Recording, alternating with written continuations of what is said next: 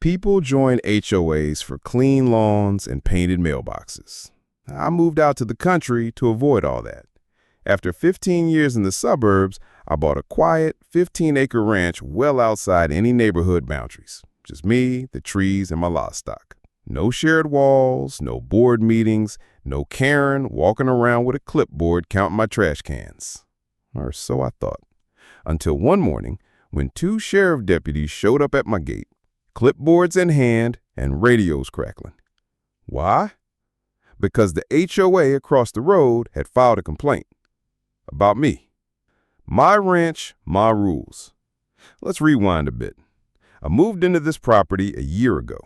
15 acres of gorgeous rural peace on land my grandfather once owned.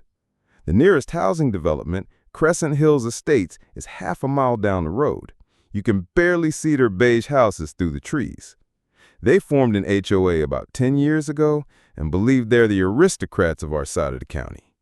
Gated entry, matching paint codes, $80 a month dues, and enough passive-aggressive Facebook posts to fuel a Netflix doc. But here's the thing. My ranch was zoned and recorded before their HOA even existed. I have my own well system, a county-issued agricultural exemption, and 0 legal ties to Crescent Hills or their precious HOA. Still, that didn't stop them from trying to control what happens on my land. The problem began with the second barn I was building. I just brought in lumber and hired a local contractor to build a simple pole barn for hay and tools.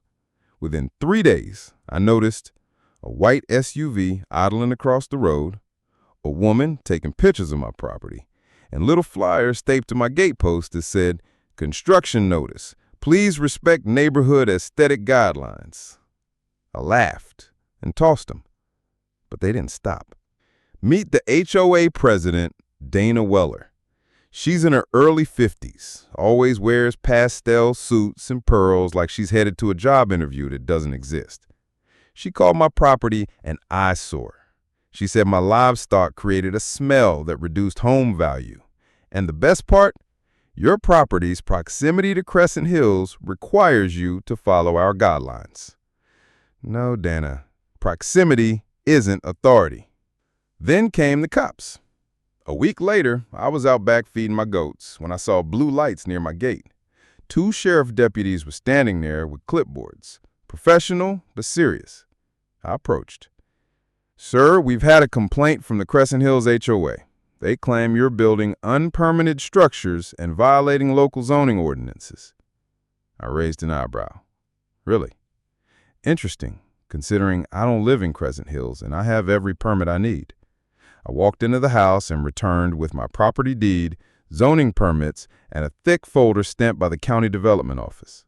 I also had a thumb drive with security cam footage of Dana herself walking onto my land without permission, photographing my construction and yelling, "This isn't allowed. You'll regret this."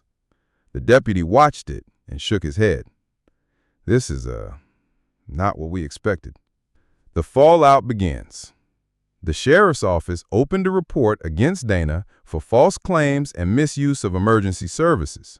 Turns out she'd told dispatcher I was running an illegal business, building multiple unauthorized homes, and damaging HOA wetlands, whatever that means.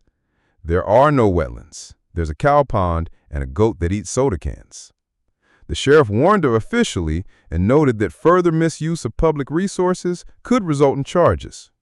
I took it public. I posted the full story, footage and all, to our county's Facebook group, captioned, "My land, my barn, my goats. Crescent Hills HOA tried to shut me down. They sent cops, but forgot I have permits and cameras." The post went viral in the county. 10,000 plus shares. Dozens of comments from others harassed by HOAs. A few Crescent Hills residents even DM'd me and said, "We didn't vote for this woman. She's power mad. Sorry you're dealing with her." But I wasn't done. I filed a civil harassment complaint against Dana, a notice to the HOA's legal counsel warning them to stay off my land, and a request to the county commissioner to mark my parcel as non-HOA protected by easement law, which they approved. The commissioner even said, We get these cases a lot lately. HOAs think they're government. Thanks for setting the example. The HOA imploded. 2 weeks later, Dana resigned as HOA president. The HOA board issued a formal apology for her actions, and a new clause was added to their bylaws. No interaction or enforcement action may be taken beyond legal HOA boundaries. I had the clause framed and mounted inside my new barn, right next to my permit and a blown-up print of Dana's 911 call transcript that read, "He is refusing to comply with community standards." The officer wrote next to it, "Not a community member." The best part? My barn, finished.